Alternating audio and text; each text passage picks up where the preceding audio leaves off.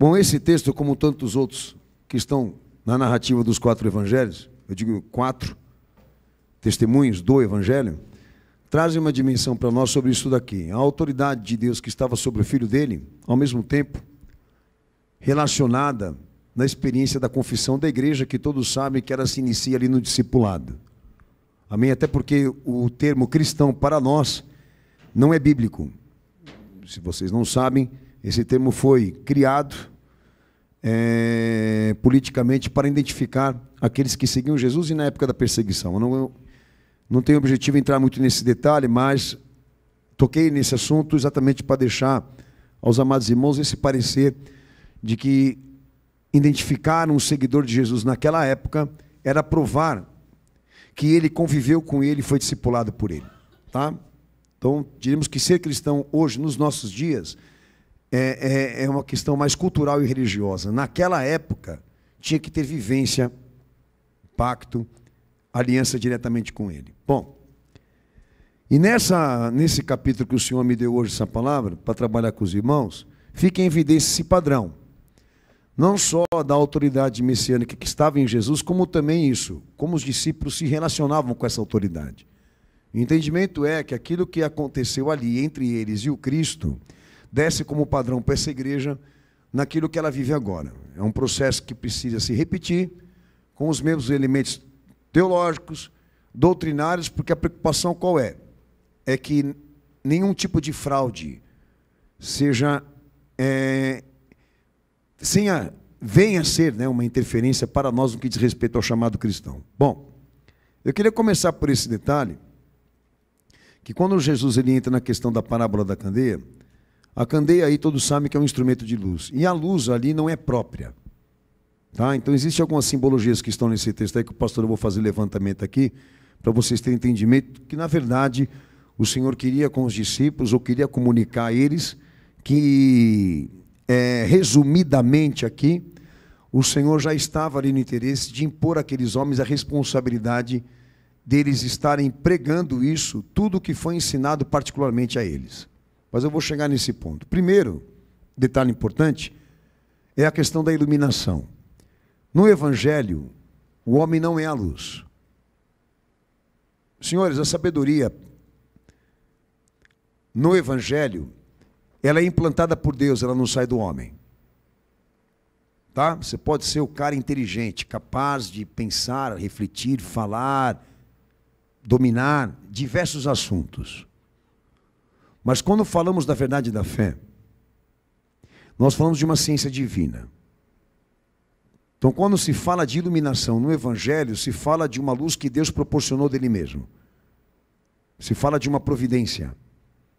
Tá? E essa implantação parte de Deus diretamente. Então, nós não podemos falar nada dele se ele não revelou antes. A ciência é essa. Primeiro a ação e o fato da verdade da fé. Para isso depois, para a experiência. Para o homem contemplar isso, Deus precisa ser objetivo no máximo, no que diz respeito a ele e a sua identidade. E Evangelho é isso. É o que do céu desceu sobre os homens e o que foi comunicado a eles. Eu queria começar por essa realidade. Por que a importância de falar isso aqui? Porque se há uma autoridade da verdade, da fé, como eu venho sendo incisivo em tudo que eu falo, se existe uma autoridade para esta verdade da fé, nós temos que saber que autoridade, qual identidade de autoridade. Porque quando falamos de Evangelho, nós falamos de escritos. Quando falamos de Evangelho, nós falamos do advento, do acontecimento, da personificação de Deus. Quando falamos de Evangelho, nós não falamos de um conteúdo poético, não falamos de uma sabedoria concursada, nós falamos de um acontecimento que se registra na história quando Deus desceu sobre os homens e que ficou provado. Então eu queria abrir o texto de João capítulo 1, verso 1 ao 14. No princípio era o Verbo, e o Verbo estava com Deus, e o Verbo era Deus. Ele estava no princípio com Deus. Todas as coisas foram feitas por ele, e sem ele nada do que foi feito se fez. Nele estava a vida, e a vida era a luz dos homens. E a luz resplandece nas trevas, e as trevas não a compreenderam. Houve um homem enviado de Deus, cujo nome era João. Este veio para testemunho, para que testificasse da luz, para que todos crescem por ele. Não era ele a luz, mas para que testificasse da luz. Ali estava a luz verdadeira, que ilumina todo homem que vem ao mundo. Estava no mundo, e o mundo foi feito por ele, e o mundo não o conheceu. Veio para o que era seu, e os seus não o receberam. Mas a todos quantos o receberam, deu-lhes o poder de serem feitos filhos de Deus, aos que creem no seu nome, os quais não nasceram do sangue, nem da vontade da carne, nem da vontade do homem, mas de Deus. E o Verbo se fez carne e habitou entre nós, e vimos a sua glória, como a glória do unigênito do Pai, cheio de graça e de verdade. A objetividade de Deus na vida do Filho dele. Bem, a luz aí ela é uma representação messiânica. A luz aí representa um símbolo disso. Da autorrevelação de Deus ou da sua autoridade pela face e pela vida do Filho. Que não pode ser confundido com outro tipo de luz. E mencionei uma aqui. O que diz respeito à intelectualidade. A intelectualidade nasce com o homem, cresce com ele, se desenvolve com ele na medida da sua experiência. Eu estou falando de outra coisa aqui.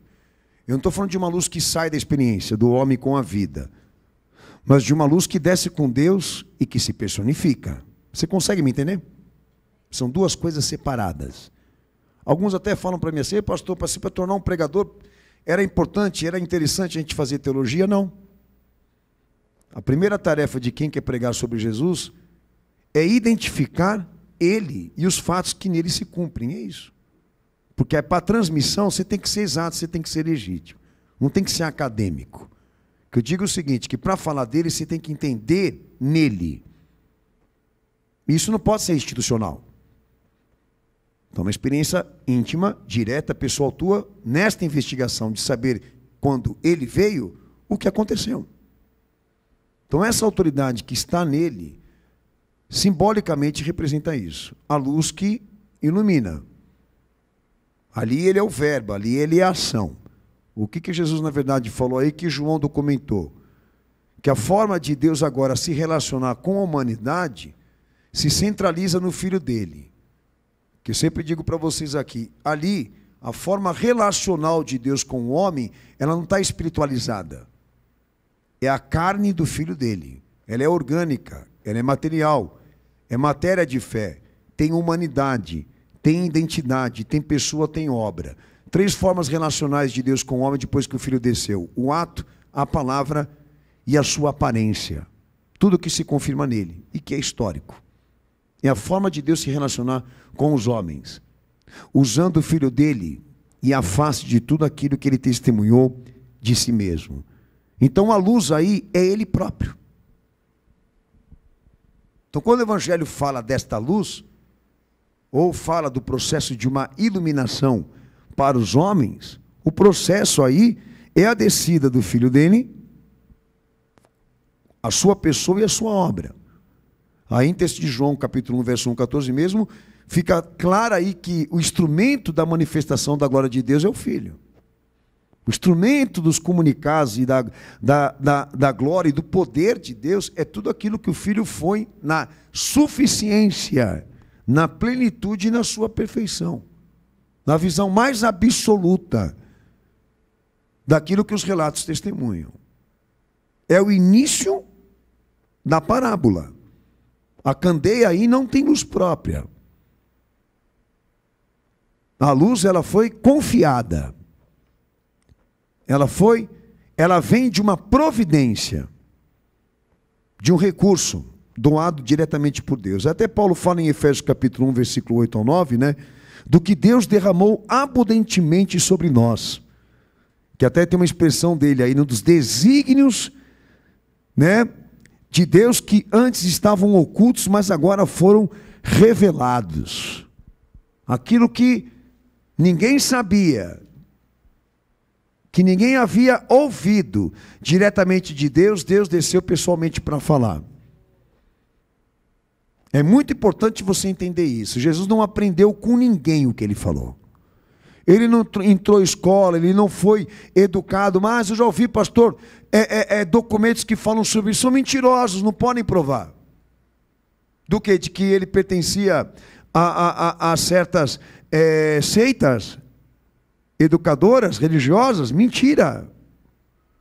Os relatos deixam claro que aos 12 anos de idade ele já falava como adulto. Isso aconteceu desde a sua infância, ele não tinha tempo suficiente para aprender tudo o que ele falou.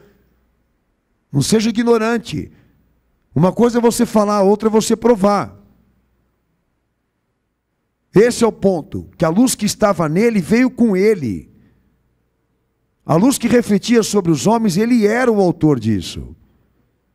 Então tudo aquilo que falamos dele, ele é autor. E nós não aprendemos de ninguém, nós não ouvimos de ninguém. Nós ouvimos diretamente dele, como João disse, né? Tudo que falamos, ouvimos dele. Tudo aquilo que pregamos, ouvimos dele. Essa é a realidade da fé concreta, da fé absoluta, da fé legítima. Que ela não é uma filosofia, ela é uma autorrevelação. Aí, texto de João 8,12, Jesus se autoproclamando luz. Para aqueles que de repente podem estar aqui inconformados, podem não aceitar o que eu esteja falando aqui e acreditar em certas teorias, você precisa ter essa, pelo menos, né, essa compreensão, e eu estou fazendo um desafio com você aqui, de provar alguma coisa nele que ele tenha copiado de alguém antes da sua encarnação. Você consegue? Eu posso provar de todas as religiões. O Alcorão do Islã, ele é uma cópia fajuta da Bíblia. Os apócrifos, uma fraude, uma falsificação dos evangelhos. Toda a religião está amparada nesse livro, senhores. Ele vem antes de tudo. Eu estou desafiando você. Se tem alguma dúvida, procure nos relatos e nas afirmações dele encontrar algum conteúdo ali que você realmente identifique isso. Que ele copiou. Que ele aprendeu de alguém. Que até mesmo nas suas citações de personagens que existiram antes dele no Antigo Testamento, ele se coloca como autor e como pedra fundamental disso. Deixando claro que ele é antes de todos, na sua pré-existência. Então essa é a nossa realidade. Quando nós nos destinamos a uma subjetividade com Cristo, a objetividade dele vem primeiro. Não inverta o processo. Nós não sujeitamos a homens aqui, somente aquilo que podemos realmente comprovar que vem diretamente de Deus.